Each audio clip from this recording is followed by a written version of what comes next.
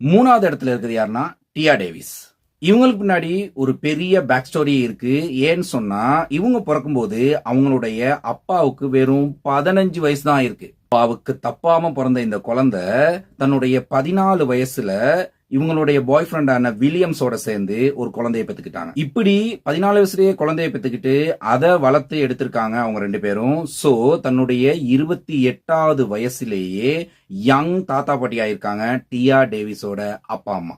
ஆனா 28 வயசாகிய நீ இன்னும் சும்மா சுத்திக்கிட்டு இருக்க.